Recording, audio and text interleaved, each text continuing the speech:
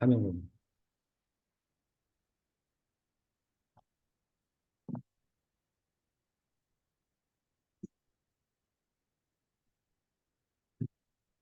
지금부터 시작해 보겠습니다. 안녕하세요. 여러분과 하는 독서 명상 세 번째 시간이 되었습니다. 네, 반갑습니다. 어, 첫 번째는 한국, 두 번째는 일본 소설을 하였죠. 그래서 세 번째는 중국 소설을 하면 좋겠다는 생각이 들었습니다. 그래서 중국 분에게 직접 물어봤습니다. 중국 소설이나 에세이로 독서 명상을 하려고 하는데 추천할 만한 책이 있는가 하고요. 듣자마자 바로 추천을 하더군요. 그 책의 제목은 유하의 인생이었습니다. 음.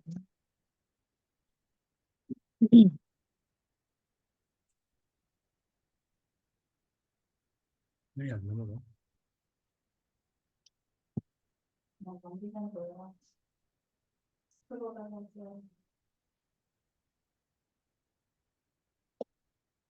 음. 인생은 그 정식 출판본 2천만 부와 해적판 5천만 부가 팔리고 한 1억 명 정도의 독자가 읽었을 정도로 추정되는 중국의 초 베스트셀러 중에 하나입니다. 1994년 무명에 가까운 유아의 소설을 장이모 감독이 영화로 만들어서 칸 영화제 심사위원 대상과 남우주연상을 받기도 하였습니다. 이때 한국에서 개봉됐던 이 영화의 제목이 인생이어서 인생으로 한국에 출간됐었죠.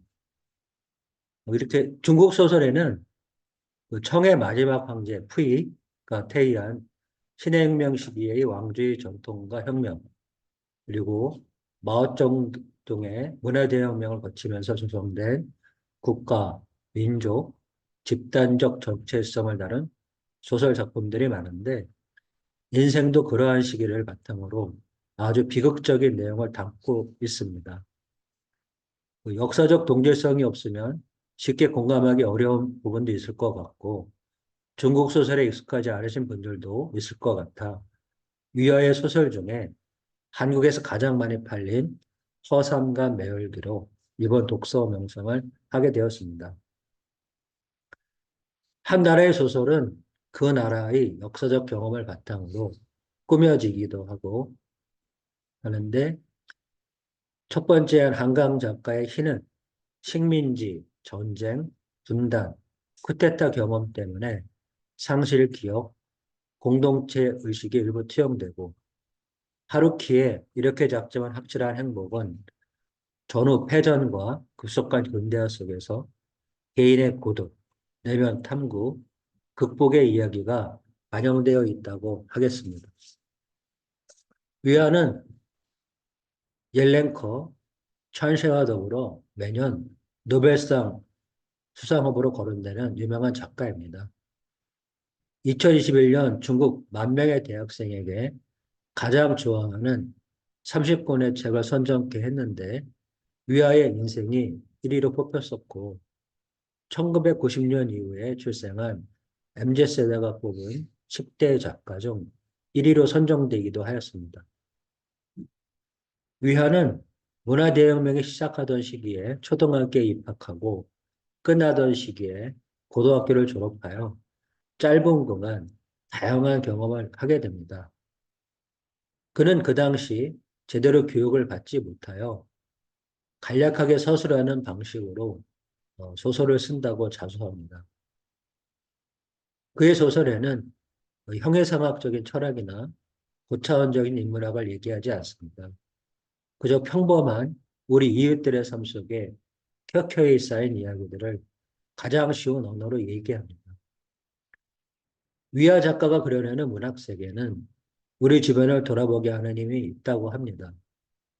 그것은 중국 사람에 대한 관심과 애정입니다. 중국은 1911년 신해 혁명부터 국공내전, 대학진 운동, 문화대혁명, 개혁개방 정책을 거치며 지난 110년의 광풍과도 같은 시대를 보내야 했습니다. 아주 보통의 사람들에게 그 시기는 그저 견뎌야만 하는 환경일 뿐이었습니다. 작가는 당시에 힘겨운 거친 시대 상황에 판단의 잣대를 들이밀진 않습니다. 오히려 바람 앞의 촛불처럼 시대 상황에 힘겹게 휩쓸린 서민들을 찾아 따스한 눈길을 보냅니다. 작가는 어떠한 삶도 아쉬운 삶은 없습니다. 그 삶이 어떠한 삶이든지 간에 모든 삶은 가치가 있습니다라고 말합니다.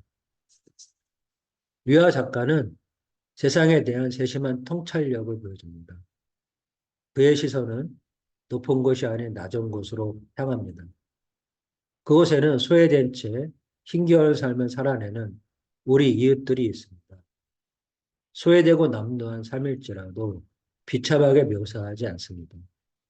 오히려 그의 시선은 따뜻합니다. 힘겨울수록 얼굴에 웃음을, 가슴에 사랑을 품고 살라며 조용히 다독거려줍니다. 그래서 그의 이야기는 웃을지언정 심각하지 않습니다. 작가는 우리에게 어떤 생각과 감정을 일깨워주고 싶었을 거예요. 그것은 타인의 아픔에 공감하고 반응하는 것이라 생각됩니다. 그것이야말로 인간을 가장 인간답게 만드는 것이니까요.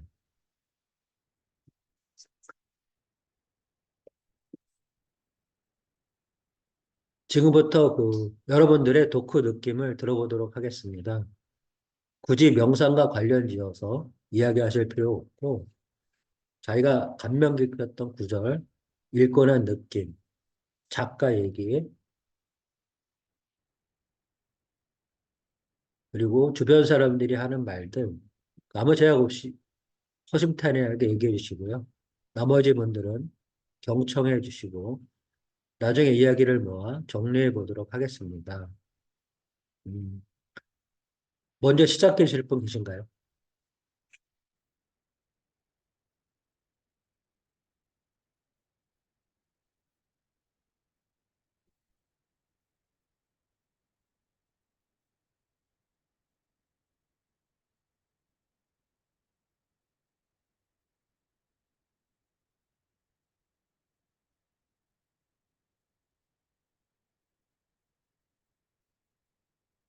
예, 김정렬님 말씀해 주십시오.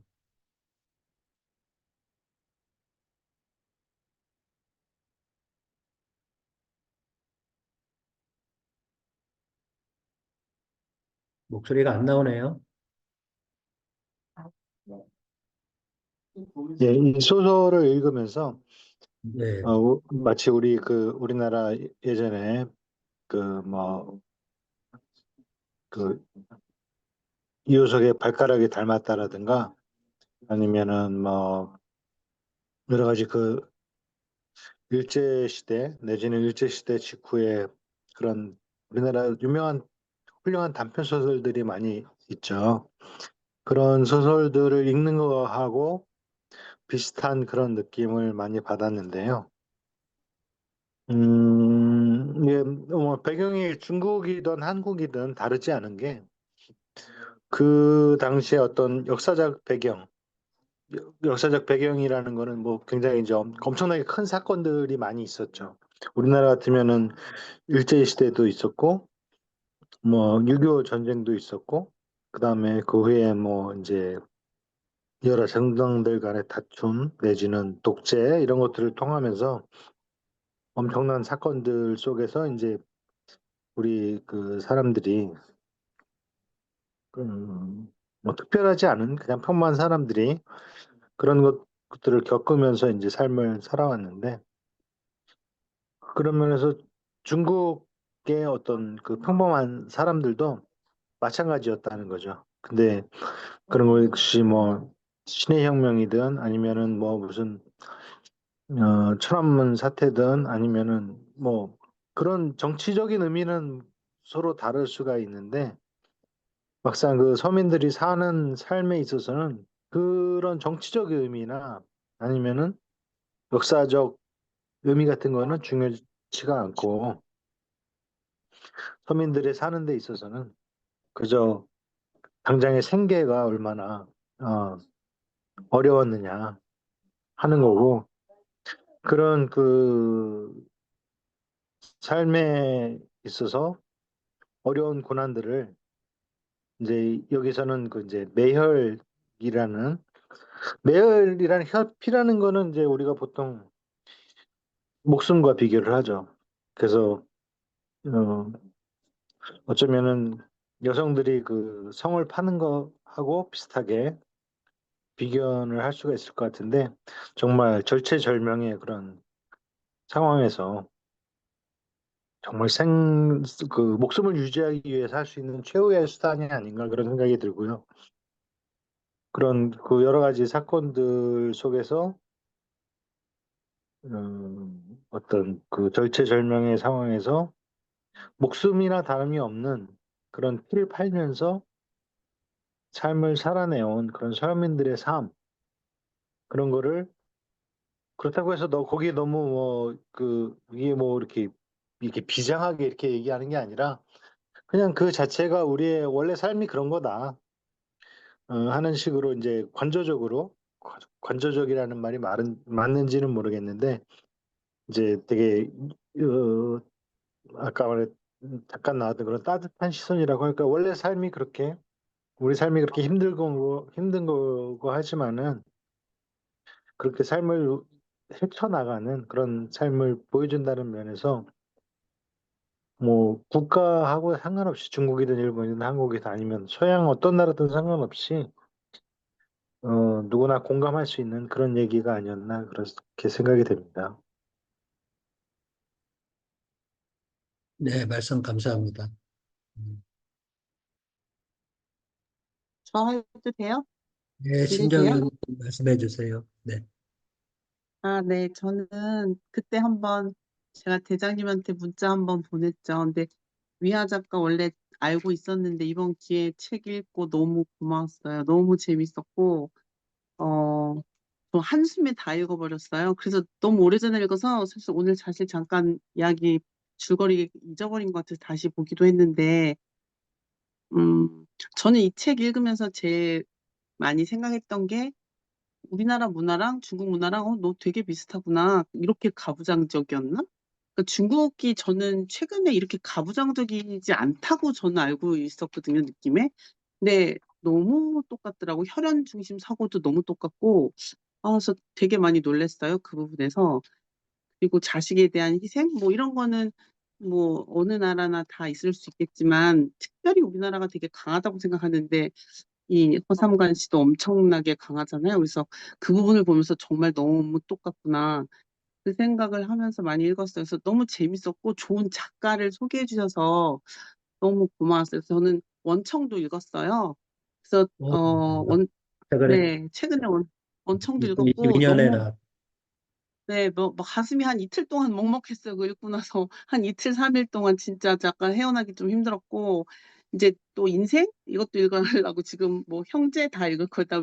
이게 한 작가 보고 이렇게 많이 내가, 또 읽어야지 하는 경우는 처음이었던 것 같아요. 계속 지금 뭐 독서 모임에서 책을 읽고 있는데, 정말 너무 나는 이런 내가 중국 작가한테 이렇게 빠질 줄은 진짜 몰랐어요. 그래서 너무 감사드린다고 그 말씀도 꼭 전하고 싶어요. 네, 저희 느낌이었습니다.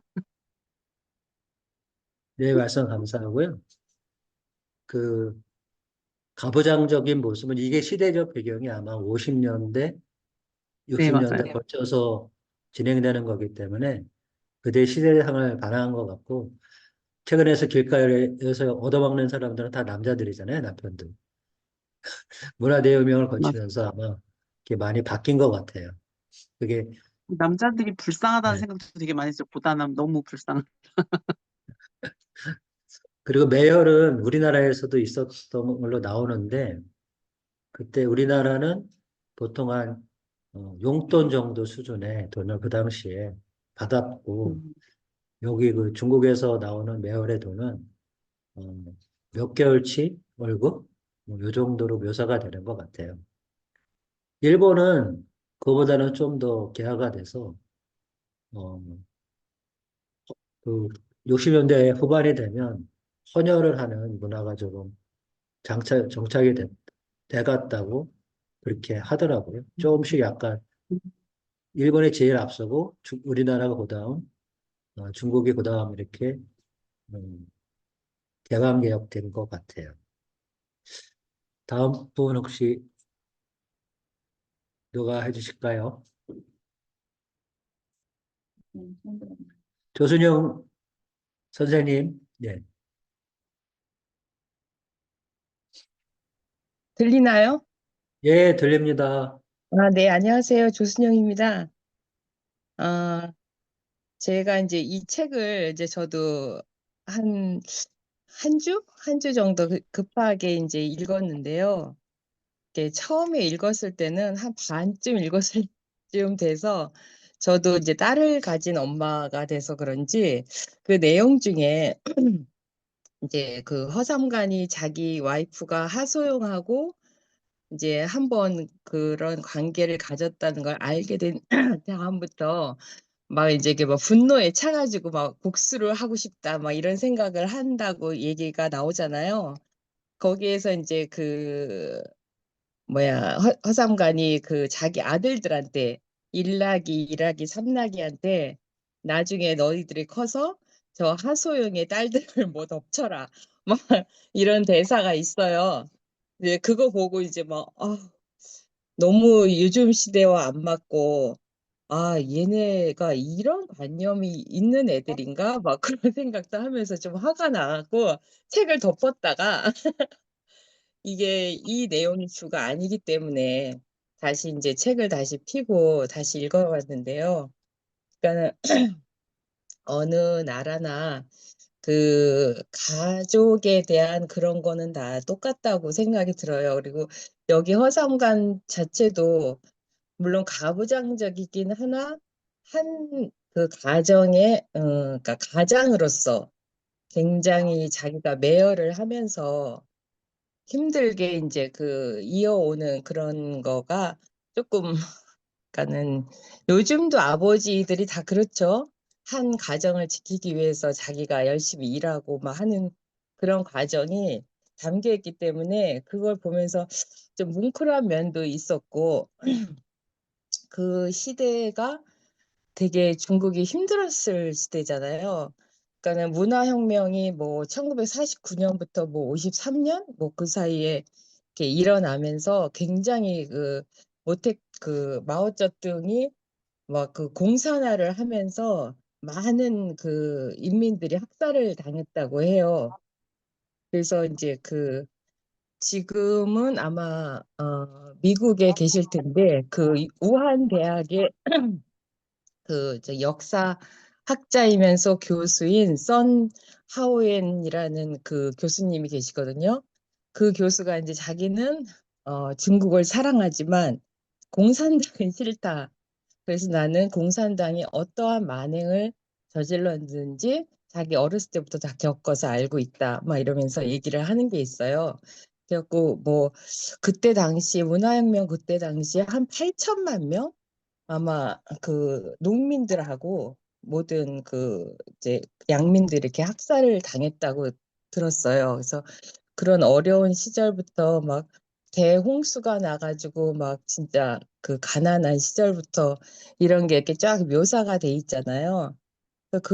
그런 걸 보면은 또 저희 나라도 그 6.25 사변 이후에 이제 뭐 열심히 일을 해서 지금의 한국까지 와서 이제 이루어놨지만 그때 당시 굉장히 어렵고 힘들고 정말 그러한 세대를 거친 그 아버지의 세대가 있잖아요. 그래서 그런 생각도 하면서 이 책을 읽으면서 그때 당시가 만약에 제가 태어났다면 어떻게 살았을까 하는 생각도 들고요. 음, 이 책이 뭐 중국 책이긴 하나 그런 어려운 상황이 지금 우리나라와 또 옛날에 그런 어려움을 겪었던 그 다른 나라나 뭐 딱히 다르지 않을 거라고 생각이 들고요. 음, 예, 지금 이 위하라는 작가가 중국 작가라서 저희가 이제 생소하기도 하고 이걸 읽으면서 아, 우리나라 옛날 시절하고 비슷하기도 하는데 감정선도 비슷한 것도 있고 그런 생각을 했습니다. 그래서 뭐 남의 나라의 그런 좋은 작가의 그 이런 문학을 접했다는 게 굉장히 좋은 일이었고요. 이런 거 선택해 주신 김대중 선생님께도 감사드리고요. 아무튼 요 시대를 좀 더 생각하게 되고 또 아버지에 대한 부정이 어떤 건지 가장의 무게가 어떤 건지 이런 걸 다시 한번 깨닫는 시간이었던 것 같습니다. 네, 감사합니다. 네, 말씀 감사하고요. 그 첫 번째 말씀하셨던 것 중에 이제 그 허상간이 아들들한테 뭐 딸들을 덮쳐라 뭐 이렇게 그런 식으로 했던 거가 장면에 나오는데 어쨌든 최근에는 중국은 이제 여성들 성폭행을 하면 그 사형을 시킵니다. 아마 그렇게 강한 법을 적용하는 나라가 좀 드물긴 할 것 같아요. 그리고 그 마오쩌둥 시대를 보면은 이념이나 이런 것들이 얼마나 사람들을 불행하게 만드는지 하는 것들이 좀 그 당시에 많이 나왔죠. 뭐 홍위병이 젊은 청구들이 이렇게 홍위병이 돼서 부모를 고발해갖고 부모가 죽게 만들고 그런 비극들도 많이 생겼던 시기인데 사실은 개혁개방을 거치면서 80년에 개혁개방을 등소평 때 개혁개방을 거치면서 그런 것들이 이제 많이 없어졌는데 현재 그 정치 체제를 보면은 뭐 어쨌든 전 세계가 두 가지 중에 하나로 가고 있지 않는가. 우리나라 같이 이제 민주를 지켜서 진짜 국민 주권이 되는 그런 국가로 가는 나라가 있는가 하면 어, 그 중국처럼 공산당이 아니더라도 완전한 독재 국가가 돼서 몇 소수에 의해서 지배되는 그런 사회로 가고 있는 그 극단 둘 사이에 지금 놓여 있는 것 같습니다. 유엔에 190개국 나라가 있는데 그 인권을 그 얘기할 수 있는 나라가 60개 나라밖에 안 된답니다. 그래서 유엔에 가서 연설을 할 때 인권 얘기를 하면은 3분의 2가 싫어한답니다. 그게 이제 독재 쪽으로 많이 나라들이 많이 가 있는 것 같아요. 네. 다음 분 얘기 좀 들어보겠습니다. 음, 철혜소 선생님 가능한가요?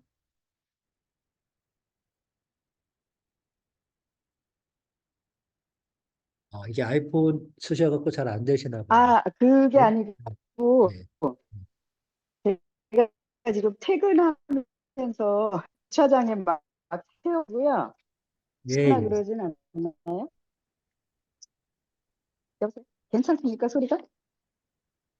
예, 괜찮습니다. 말씀하세요. 예. 아, 저는 이 소설을 읽으면서, 아, 굉장히 웃픈 이야기구나. 어찌 보면 블랙 코미디 같기도 하고, 어찌 보면은 이걸 드라마로 만들면 시트콤이 되지 않을까? 뭐 그 생각을 했어요. 근데 이게 우리나라에도 영화가 나와 있더라고요.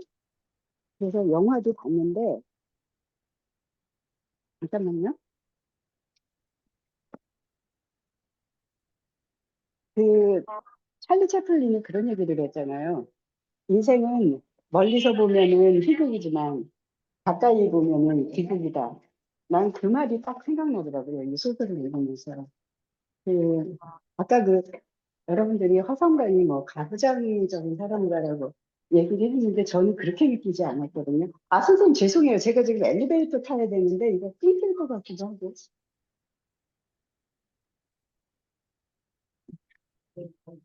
시간 되실 때 그러면 다시 이어서 말씀해 주세요. 네네네네. 네.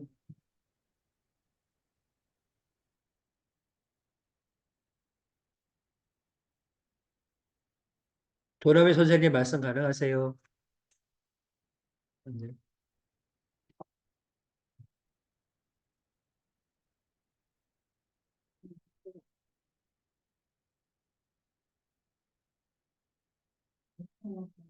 그 새벽 요가에 나오시는 임송록 선생님께서 지금 이동 중이시라고 감상평을 톡으로 보내오셨어요. 그 내용을 좀 공유하도록 하겠습니다. 음,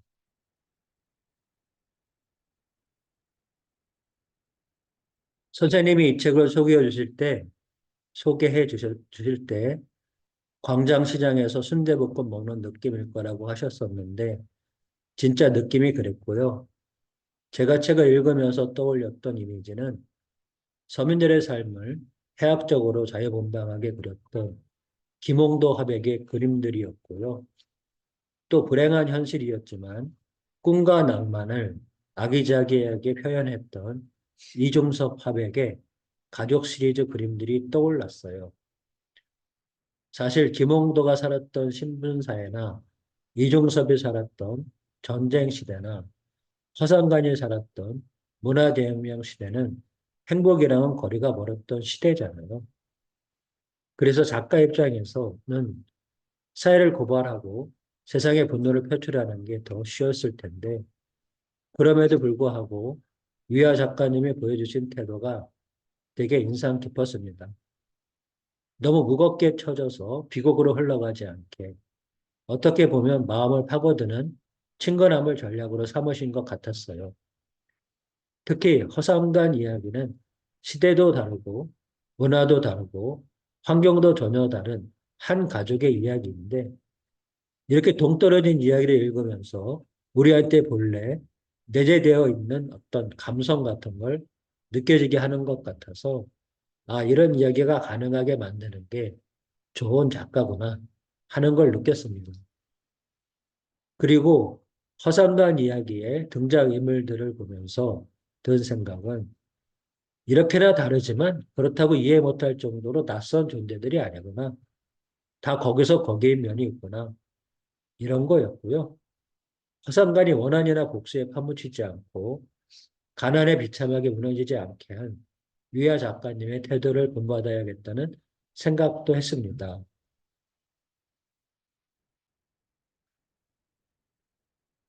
원래 제가 낙천적이거나 긍정적인 성격도 아니고 꼰대가 되어가는 나이라 요새 욱하는 것도 많아지던 참이었는데 이 소설을 읽으면서 마음에 안 드는 현실에 지혜롭게 맞설 수 있는 태도를 가지게 돼 정말 필요하다고 느꼈어요.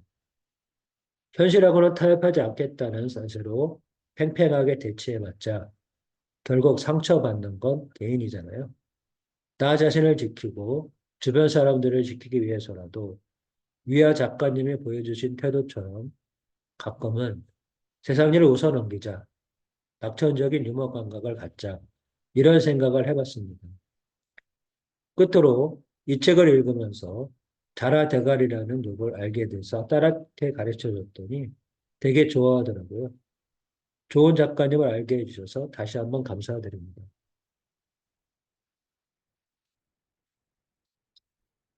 한마디는 하죠. 음?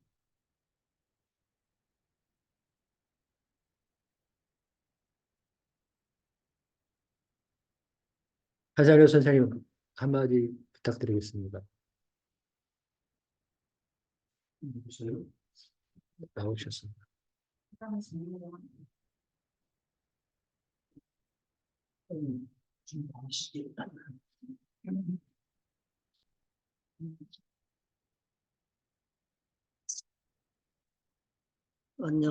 안녕하세요.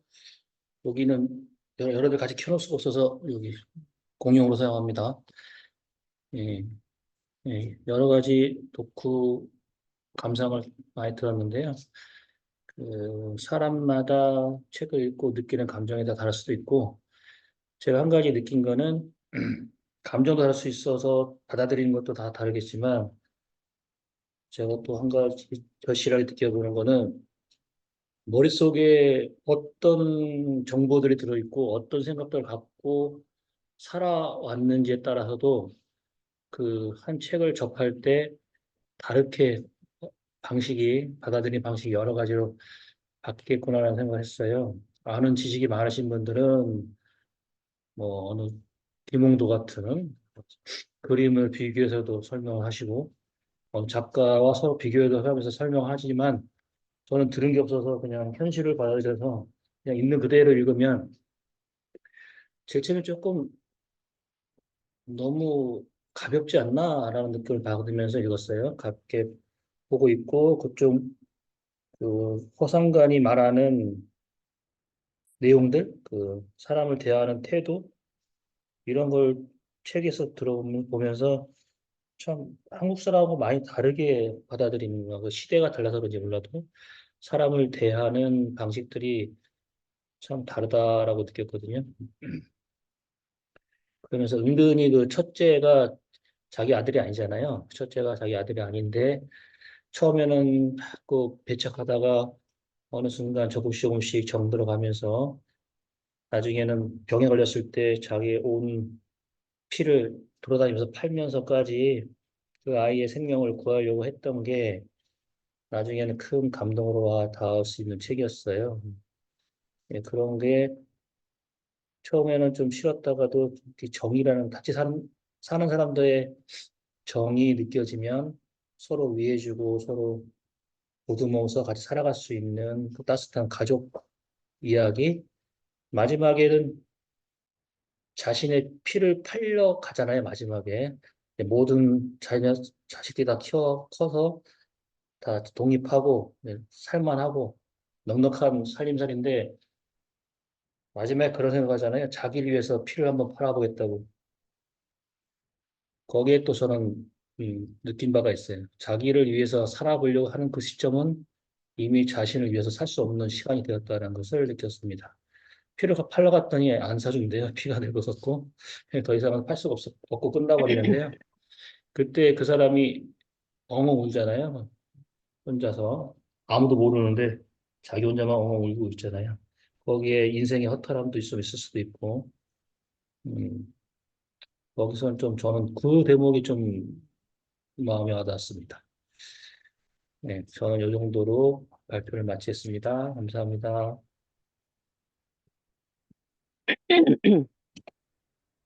어, 정은경 선생님이 말씀하시려고 준비 운동 하시는 것 같네요. 아하, 음, 아하, 네, 반갑습니다. 음, 어, 영화를 먼저 봐가지고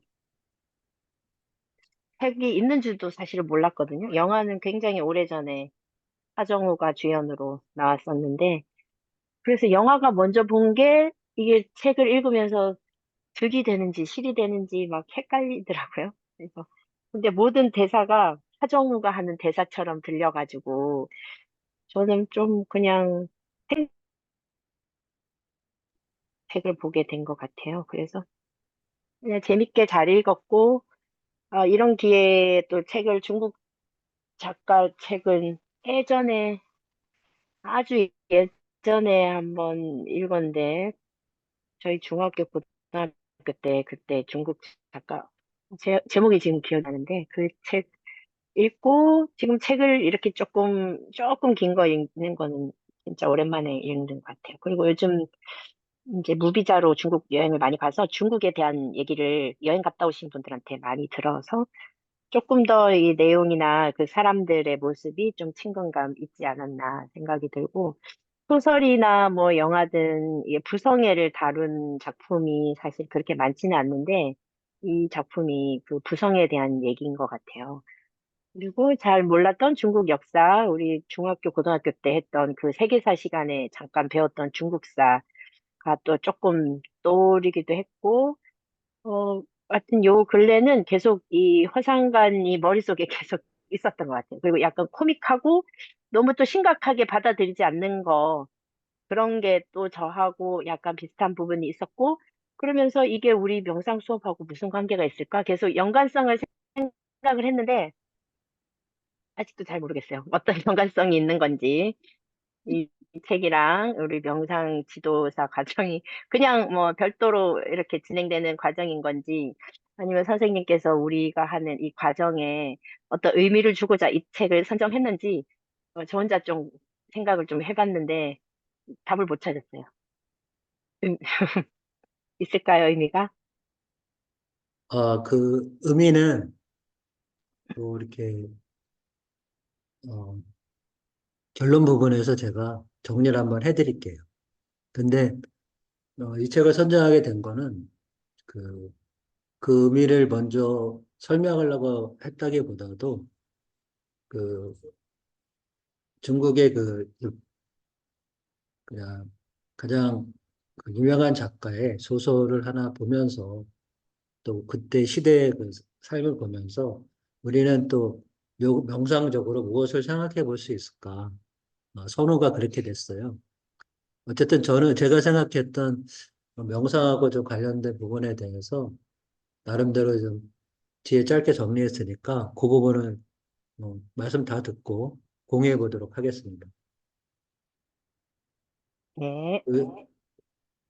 여기 아까 제가 했을 때 중국 작가들에 대해서 사실 저희가 어렸을 때도 중국 작가의 책은 읽었었죠, 그죠? 김용의 영웅문, 아마 의천도룡기라든지 신조협로라든지 다 그 영웅문에 나와 있는 그 한 부분이잖아요.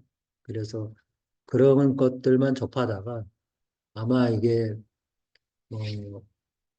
인생 허상과 매력이 이때부터 아마 중국 소설을 좀 많이 접하시게 되지 않았나 싶습니다. 한 가지 재밌는 거는 작년에 저희가 한강이 노벨상을 받았는데 사실은 세계에서 가장 그 노벨상을 받을 가능성이 높은 작가를 중국의 찬세로 예상을 했었어요. 저는 매년 그 남녀가 이렇게 바뀌면서 2010년 이후부터 홀수녀는 남자, 짝수녀는 여자 이렇게 받아왔는데 중국의 찬세가 받을 거라고 예상을 했었죠. 그래서 그게 아시아의 첫 번째 여성 작가가 되는 건데 그걸 한강에 받은 겁니다. 그래서 중국에서는 이거 뺏겼다 막 그런 얘기도 들고 했었다고 합니다. 어, 안 하신 분이? 전ек수 선생님 혹시 말씀 가능하신 상태인가요?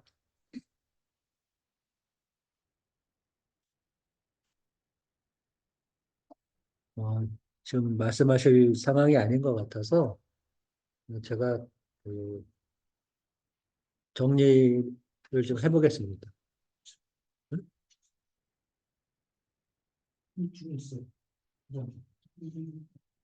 있어요? 안 계신데? 어, 끝나고 하세요. 영상 하는 거야? 아니면 이거? 말씀하세요. 발표부터 하세요.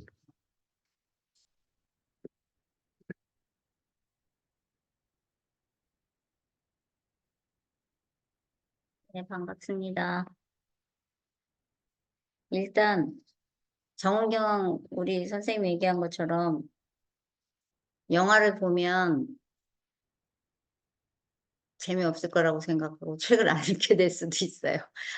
근데 우리는 원래 좀 걷어내는 걸 배우고 있잖아요. 보면서 제가 느낀 건, 야, 무라카미 하루키는 오밀조밀하게 아기자기하게 인생을 보게 하는 여러 가지 요소가 있다면 한강 작가는 참 힘들지만 보게 하고 의미를 주고 위하는 참 글을 잘 쓰고 재밌다 이렇게 생각을 했어요. 되게 좋은 작가라고 생각했고 이제 그래도 몇 개를 이렇게 찾아보니까 여러 가지 좋은 게 많더라고요. 그 세상을 보는 관점이나 이런 게 이제 거기까지 얘기하면 좀 길어질 것 같아서 제가 이걸 보면서 조금 이 이름 같은 걸 보면 인도에서 많이 느껴지는 거였는데 중국에도 뭐 혈두, 허일락, 허이락, 허삼락 이런 것처럼 이름에서 주는 어떤 뉘앙스가 많이 이렇게 그 제시하는 바가 많잖아요. 근데 이분도 이제 코믹하게 그런 것들을 요소에 넣기도 하고 그래서 저희가 이제 제가 좋아하는 판소리가 적벽가거든요. 듣는 사람도 힘들고 하는 사람도 아무나 못해요. 되게 그냥 완창하려면 힘든데, 그, 허옥민? 이 사람이 이 판소리계를 입문한 사람처럼 막 탄식하고 이런 게 막 연상적으로 되는 거예요. 자기는 힘이 없으니까 이 여자는 이렇게 나는 사는 게 이렇게 힘들어. 그러고 막 이렇게 막 여기서도 저기서도 떠들어대고 이제 나중에 닮아서 허상관도 그렇게 되는 거죠. 힘든 거를 부인한테 이제 좀 동일화되는 거야. 그래서 좀 그런 이제 조금 편안하면서도 그런 분위기를 느꼈고요. 그리고 이제 매혈을 할 때 물을 먹잖아요. 저도 요가하는 사람이니까 우리 요가에서는 사트까르마라고 사트크리아라고도 하고 이 정화요법이 있거든요. 그러면 물 2리터를 200ml씩 해갖고 막 엄청 막 팍팍팍팍 먹고 토해요. 위장을 정화하기 위해서. 근데 여기는 이제 그 피를 좀 묽게 하거나 해서 막 피를 많이 나오게 하게 한다는데 갑자기 생각이 난 거죠. 이제 이런 것들이 주는 어, 폐해들이 있잖아요. 폐해는 어딘가 제가 써놨는데 아무튼 안 좋죠. 요가 어딘가 써놨는데 여기 잘 안 보이네. 위장에 부담을 두고 당연히 전해질 불균형을 일으키고 그래서 이 사람이 계속 어지러운 건 전해질 불균형이 일어났던 거야. 과학적으로 얘기하면. 그래서 심장이 부담스러워지고 그래서 죽었잖아요. 그 같이 피 뽑던 사람. 근데 뇌부종이 일어나고 그러니까 굉장히 이제 몸에 안 좋죠. 여러분들이 혹시 정화법을 할 때도 이럴 수가 있어요. 물 많이 먹는 게 좋다고 해서 막 무조건 하루에 1리터씩 먹는 게 사실 맞는 게 아닐 수도 있거든요. 이걸 보면서 이제 그런 저런 생각이 같이 됐고 저는 이걸 보면서 일본 영화 퍼펙트 데이즈가 생각났어요. 거기에서도 이제 남자 성수부가 나오는데 시대가 다르지만 그리고 일본이고 한국이고 다르지만 우리나라도 또 그런 뭐지 이번에 그 유명한 제주도 뭐지 그 드라마 폭삭 소가수단가 뭐 3대 아버지들이 시대는 다르지만 있었다고 생각하거든요. 그런 생각이 들었고요. 그리고 이제 저는 이제 이 책을 보면서 아까 정경 선생님이 얘기했잖아요. 이게 우리 명상과 어떤 관련이 있을까? 우리가 이제 배운 것 중에 아는 것 중에 삶은 고통이다. 또는 아무튼 쉽지는 않다. 이런 얘기를 하잖아요. 그 사성제라고 해서 이 고통에 대한 이 고통이 삶의 그늘이겠죠. 그러니까 이 사람 굉장히 힘들게 사는데 허상관이 매혈을 하는 것과 신체 감각, 우리가 요즘에 이제 신체 감각에서부터 명상을 배웠거든요. 그러면 이제 매혈을 하면 뭐 고통스럽고 몸이 극심한 후유증 같은 게 오잖아요. 현기증 뭐 이런 게 오는데 이런 게 몸에 각인이 되는 거죠. 그러면 이제 신체 정서적으로 흔적을 남기고 그게 이제 감정적인 기억으로 남게 됩니다. 그러면 이 감정적 기억으로 남기 때문에 허상가는 돈이 필요할 때 피를 팔게 되는 거예요. 중독이 돼서 반복의 고리를 연결해야 되는 거죠. 그러면 이제 아들을 위해서 피를 판다 하면서 그 지금 큰아들에 대해서는 자기가 죄책감이 있잖아요. 그럼 좋은 가장이 돼야 된다는 생각으로 이제 중독성으로 근데 감정 중독으로 이 감정적 기억으로 이제 그런 반복의 고리를 고리의 길을 순환의 길인데 좋지 않은 순환의 길로 가는 거죠. 그럼 이제 허상가는 그러니까 결국은 나중에 엉엉 오는 300 몇 페이지 저도 밑줄 그었는데 우리 한상현 선생님과 같은 맥락이었나 봐요. 보면서 저도 가슴이 뭉클하더라고요. 뒷부분에 나오는 그 부분을 이제 나중에 발췌해서 올려드리겠습니다. 그러니까 자기 자존감 이런 것들이 없고 어떤 가족의 생존만을 위해서 자기 몸을 내어주는 거기 때문에 불균등해지는 거죠. 이제 고통에서 자기 자존감이나 자기 격려 이런 게 없는 거죠. 나중에는 이제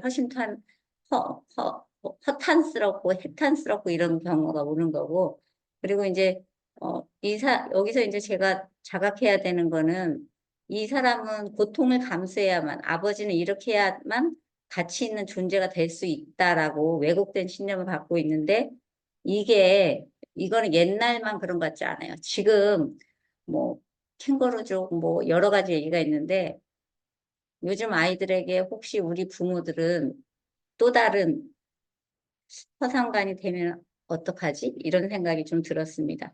그래서 우리가 이 책을 보면서 유의해야 되는 건 몸의 신호를 무시하지 않고 우리가 피로하거나 긴장했을 때 허상관은 오류를 범하잖아요. 그리고 조건적 자존감에서 무조건 자기 자애로 가야 된다.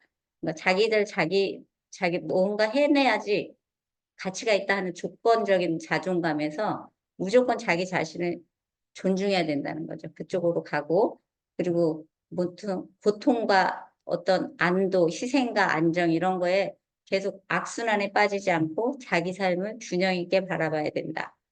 그리고 자기 자신을 아무튼 잘 돌봐야 된다.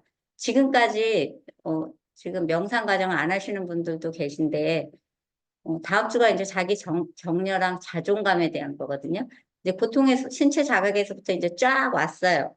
그래서 이제 거기에 맞춰서 제가 이제 이 삶의 그늘, 고통과 이 허상간의 그 삶에서 우리가 이제 자기 격려나 자존감에까지 가야 되는, 뭐 가야 되는 건 아니고요. 우리가 그냥 그래도 덜 불행하게 살려면 그렇게 해야 된다고 생각하거든요. 그래서 그렇게 명상적으로 책 읽었습니다. 이상입니다. 감사합니다.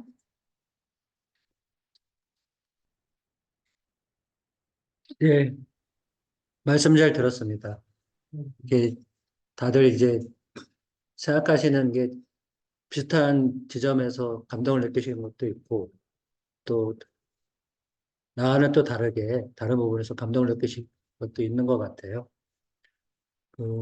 안 하신 분이 없으시고 다 하신 것 같아서.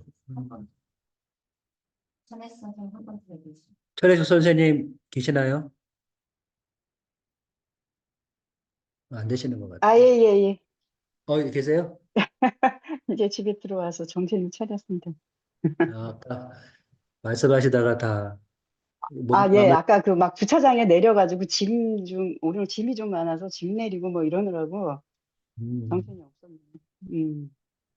그, 뭐 하여간 이 소설은 아까 제가 우프다고 얘기를 했지만 그 슬픔을 슬픔으로 얘기하지 않고 좀 유머를 깔고 그 위하라는 작가가 얼마나 글을 잘 쓰는 사람인지가 그런 거에서 드러나는 것 같아요.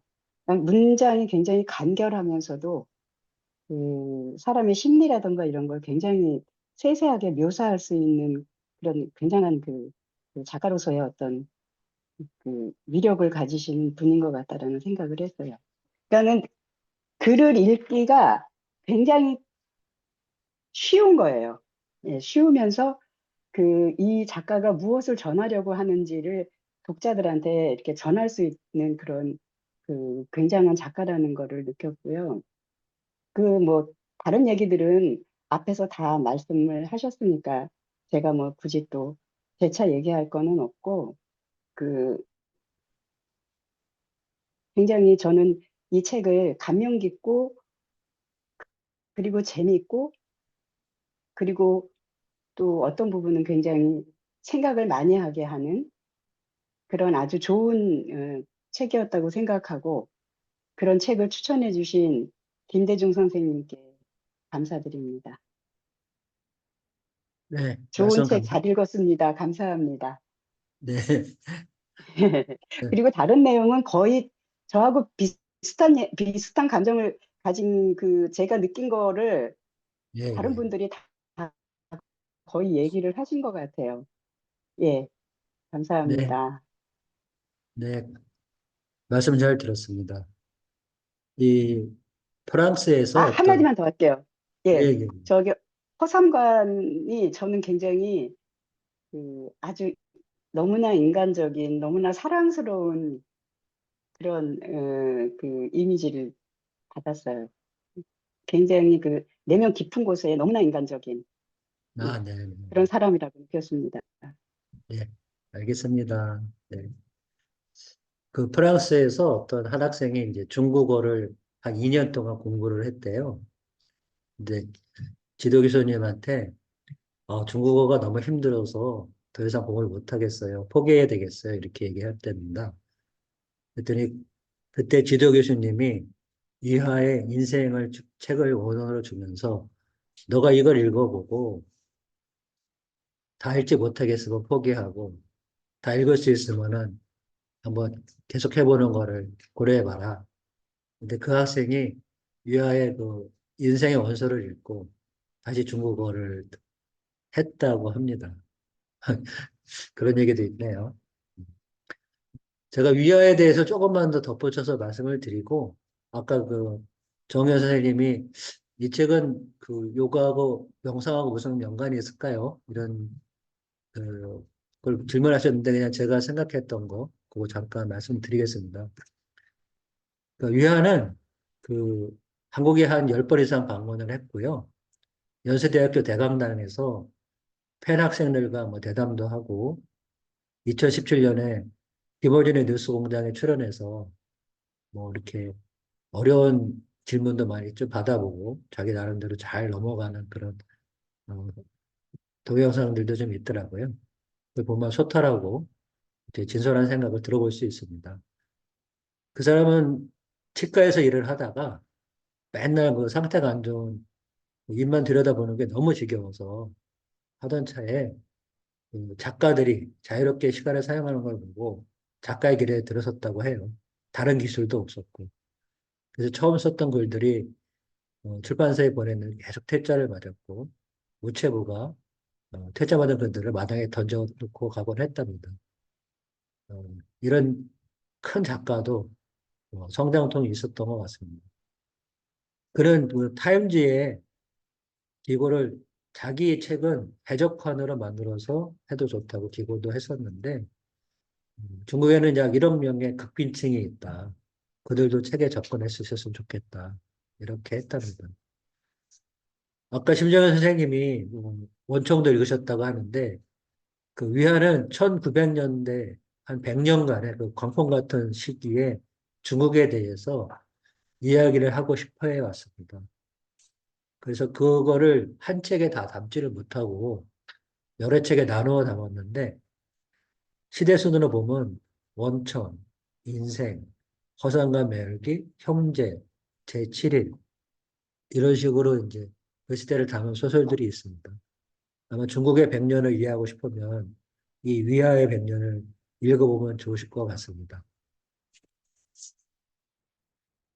저희는 그 앞에 흰이나 이렇게 했지만 소확행에서도 그렇지만 일단은 유명 작가 책을 선정해야 좀 관심을 가질 것 같아서 그리고 또 너무 두껍지 않은 책으로 이렇게 선정해 보려고 했고 그 책에서 어떤 내용이 우리 명상과 좀 닿는 지점이 연결 지점이 있을까 그런 거 고민하면서 정리해 보고 있습니다. 이번 책에서는 그 허삼 간의 어떤 큰 사랑에 대해서 한번 명상적으로 한번 생각해 봤어요. 그거에 대해서 한번 말씀을 드려보겠습니다. 허상간이 그 일락이 하소영 아들을 아는 순간부터 의식적으로 배척을 하지요. 그 자기가 매열한 가족들과 국수를 먹으러 가면서 매열한 돈으로 일락에게는 국수를 사줄 수 없다고 하면서 일락에게 그건 네 친부 하소영에게 너무 잘해주는 것 같다 하면서 고구마를 사 먹으라고 보냅니다. 그죠? 그래서 일락은 너무 고구마 저기 국수가 먹고 싶고 뭐 그런 서운한 마음에 울면서 동네를 헤매게 되는데 그런 거를 그런 일락가 찾아다니다가 그리고 화상가는 일락에게 국수를 사주게 됩니다. 거기에서 그 어떻게 보면은 의식적인 행동 의식적으로는 배척하고 싶지만 왜 그렇게 하게 됐는가에 대해서 어떤 무의식이 어떻게 작용했는지 무의식이 사람한테 어떤 보편적을 실천하게 해줬는지 이런 거에 대해서 한번 생각해 봤습니다. 거기서 두 개의 무의식 작용을 한번 말씀드려 보겠습니다. 어, 첫 번째는 거울 유련 효과입니다. 그러니까 사람들은 무의식적으로 다른 사람을 흉내내고 그 과정에서 타인이 느끼는 것을 같은 방식으로 경험하며 다른 사람의 감정을 이해하게 된다고 합니다. 그 사람은 감정 없이 다른 사람에게 냉정한 판단을 내리는 차가운 이론가가 아니라는 거죠. 이들은 자기 주변 사람들에게서 목격하는 반응들을 공유하거나 적어나 흉내냄으로써 그들을 이해합니다. 어떻게 보면 무의식적으로 메소드 연기를 하는 것처럼 말이죠. 1992년에 이탈리아 파르마 대학교 연구자들이 짧은거리 원숭이 뇌를 연구하다 이상한 현상을 봅니다. 발견합니다. 사람이 땅콩을 손으로 익어서 입에 넣는 것을 지켜보던 원숭이에 대해서 놀라운 일이 일어났는데요. 그저 지켜만 볼 뿐이었는데 실제로 땅콩을 집어 먹을 때와 동일한 반응이 일어난 것입니다. 이 원숭이는 자기가 다른 존재에게서 관찰한 정신적 과정을 자기도 모르게 흉내낸 것입니다. 아기가 부모 얼굴을 따라하고 타인의 고통, 기쁨을 자기 감정처럼 느끼고 타인을 보면서 기술 행동 같은 걸 배우는 것은 사람의 뇌에 있는 뉴런이 주변 사람들의 정신을 무의식적으로 재현하기 때문이면서 이 뉴런을 거울 뉴런이라고 한답니다. 이런 거울 뉴런 효과와 심리학자 볼비가 정의했던 그런 지속적인 정서적 유착인 유대인 애착, 또 사회적 동물로 진화하면서 인간이 갖게 된 공동체 아이나 동료 아이까지 보호하는 정서로 인해서 일락이 결국 아들로 받아들이게 되는 것이죠. 사실 저희가 소설을 읽으면서 그거를 간접 경험하면서 그 감정을 느끼는 것도 이 거울 누련의 효과라고 합니다. 허상가는 그 일라기를 보면서 그 감정에 똑같이 느꼈다고 볼 수 있겠습니다. 둘째는 그 신체 표지 가설입니다. 전두엽과 관련된 얘기입니다. 엘리엇이라는 사람이 종양 때문에 전두엽이 손상되었다고 합니다. 엘리엇은 똑똑하고 지식이 많고 사교성이 뛰어난 사람이었는데 전두엽 수술을 받고 나서 일상생활을 수행하는데 어려움을 겪기 시작했습니다. 무언가 회사에서도 보고서를 정리하려고 일을 시작했다가 나중에는 자기가 무엇을 하고 있는지 잊어버렸고 어디에서 점심을 먹을지 몇 시간을 고민했지만 결정을 못하였고 투자를 할 때도 밥을 할 법한 실수로 재산을 날렸습니다. 아내와 이혼하고 가족이 반대하는 여자와 결혼했고 결혼한 뒤에는 금방 다시 그 여자와 이혼했습니다. 간단히 말해서 논리에 맞는 선택을 전혀 할 수 없었습니다. 저희 그 명상할 때 이 전도역 이걸 제일 많이 하죠. 그죠? 그래서 엘리엇을 계속해서 이제 테스트를 해봤는데 놀랍 숫자와 기하학에는 탁월한 추론을 했고 균형 지수도 아직까지 계속 높게 나왔습니다. 그럼 이렇게 어떻게 이런 일이 일어났을까? 오래 조사를 했더니 엘리엇이 어떤 감정도 제대로 느끼지 못한다는 것이 밝혀졌습니다. 이 전도역은 감정을 느끼게 하는 그런 아주 중요한 부분이죠.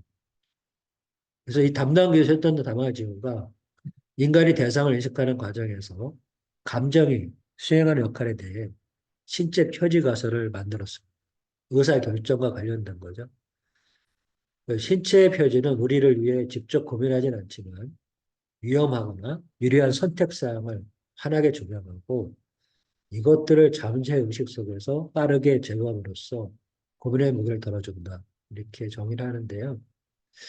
저희가 이제 먹을 장소를 찾아서 이렇게 어, 서치를 할 때 맛집을 검색하게 되죠. 그러면은 뭐 4.1, 4.3 뭐 이런 식으로 점수가 높은 걸 찾게 되는데 이거는 물론 이제 여러 사람들이 점수를 매긴 거지만 아마 자기 마음속에도 맛집 지도가 다 있을 겁니다. 그리고 그 음식을 떠올렸을 때 내가 갖고 있는 기억이나 이 감정이 떠오르겠죠. 근데 전두엽의 손실로 인해서 이 점수가 다 없어진 겁니다. 다 똑같아집니다. 그렇게 돼서 선택을 못하게 되는. 그러니까 우리가 어떤 음식을 먹었을 때좀 몸이 안 좋았다고 하면 그 음식을 보자마자 몸에서 나타나는 반응, 뭐 이런 것들이 신체 표지 가설이라고 그렇게 한답니다. 그래서 저희는 이제 요가 지도자, 명상 지도자로서 사람들이 그 의식적으로 표현하는 것뿐만 아니고 어떤 무의식으로 갖게 되는 그런 부분에 대해서 이런 부분에 대해서 우리가 알고 있으면 조금 도움이 될 것 같고요. 그래서 그 허상 간의 이런 보편적인 사랑을 정의해 보면 어, 감각, 의식, 무의식, 감정이 모두 얽혀서 작동하는 복합 현상으로 볼 수 있을 것 같습니다. 따뜻한 손길이나 함께 웃는 얼굴, 목소리의 톤, 이런 게 신경계, 특히 거울 윤활을 자극해서 몸으로 느껴지는 감각을 연결시키고 나는 저 사람을 소중히 여긴다라는 자각으로 발전을 한답니다. 어떤 부모가 나는 아이를 끝까지 책임지겠다라고 하는 다짐하는 순간 의식적 차원에서 사랑의 선택과 결단의 형태로 드러나게 되는 여기에다가 무의식 차원에서 진화적으로 종족 보존을 위한 애착 본능, 무의식적 우정 보호 욕구, 키운 정처럼 시간이 쌓이면 자연스럽게 생기는 애착 같은 이런 무의식이 사랑을 깊고 끈질기게 만들어 준답니다. 그래서 사랑은 결국 따뜻함, 안정, 기쁨, 때론 잃을까 하는 두려움의 감정으로 발견되고 도파민, 옥시토신, 세로토닌과 같은 신경물질 관여를 이끌며 관계 속에서 이렇게 표현하게 된다고 합니다. 네, 오늘 여기까지 말씀드리고요. 어, 어, 혹시 추가로 말씀하실 분이 있으신가요? 네, 조신영 선생님 한번. 제가 말씀드리려고 한 게 아니라 반응을 보인 거거든요. 오늘 아, 저기 김대윤 선생님 너무 수고 많이 하셨다고 자료 조사도 굉장히 많이 하신 것 같고 늘상 지금 계속 이거 독서 토론 시간대마다 굉장히 힘드실 것 같은데 너무 잘하시는 것 같아서 감사드립니다.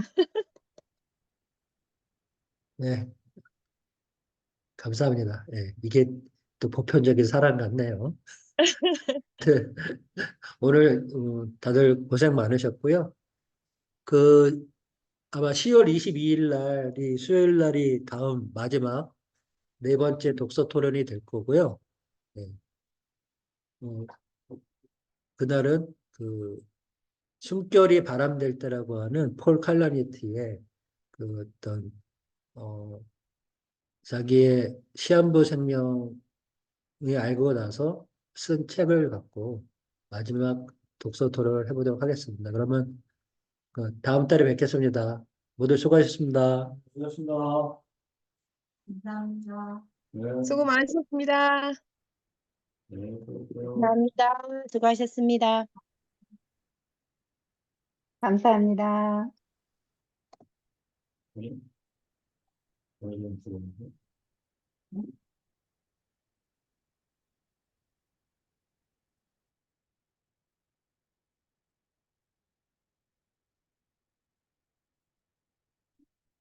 너무 시간이 오래 걸려가지고. 응? 1시간 조금 넘었네.